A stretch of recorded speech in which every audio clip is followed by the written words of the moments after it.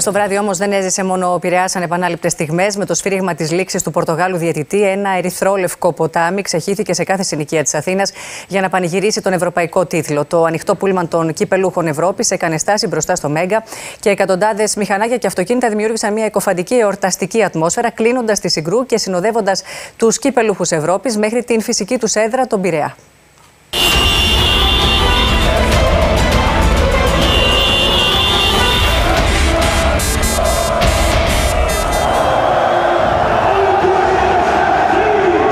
Κούπα στον αέρα.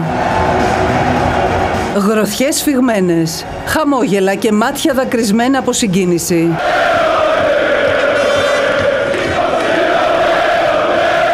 Το πούλμαν με την αποστολή των κυπελούχων Ευρώπης φτάνει στη λεωφόρο Συγκρού.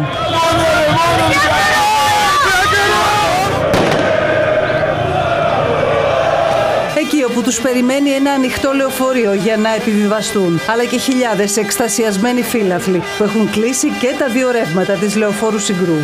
Νομίζω ότι μόλις ανέβηκε ο Κώστας Φορτούνης με το κύπελλο έγινε ο κακός χαμός εδώ, νομίζω βλέπετε τι γίνεται και θα έχει συνέχεια. Το ανοιχτό λεωφορείο περικυκλωμένο από τον κόσμο. Άνθρωποι κάθε ηλικίας, ηλικιωμένοι που χρόνια έλπιζαν να ζήσουν μια τέτοια στιγμή.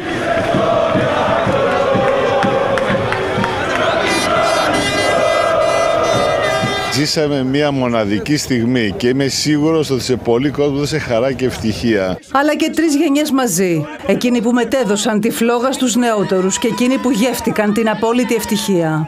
Ήρθαμε από το Σικάγο για 3 μέρες για το παιχνίδι.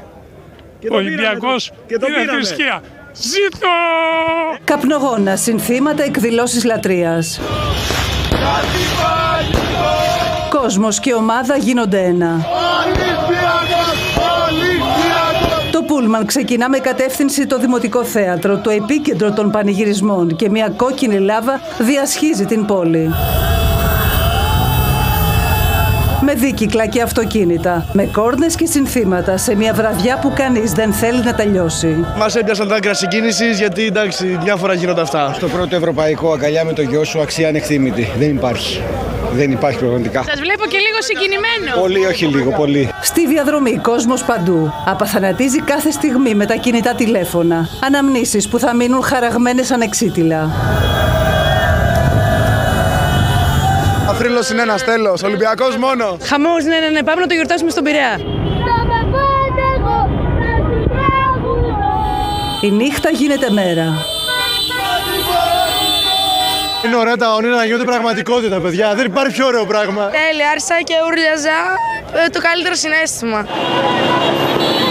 Όλοι οι δρόμοι οδηγούν στον Πειραιά. Φώναξα αρκετά, μου άρεσε πολύ που πήραμε και το Conference League. Είμαστε από την αρχή της χρονιάς με τον Ολυμπιακό σε όλα τα παιχνίδια και έφτασε στο αποκορύφωμά της τώρα. Ολυμπιακός!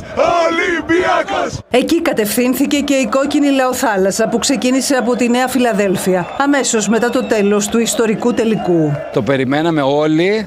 Και νομίζω ότι τώρα πρέπει να χαρούμε όλοι οι Έλληνες για την νίκη του Ολυμπιακού. Συγκίνηση, παιδιά, συγκίνηση. Δεν μπορώ να πω τίποτα άλλο, συγκίνηση μόνο. Δεν βγαίνει κάτι άλλο να πούμε, μόνο συγκίνηση. Ο δαφνοστεφανωμένος έφηβος, 99 ετών, τα κατάφερε και με ένα όνειρο τρελό έκανε όλη την Ελλάδα να γιορτάζει.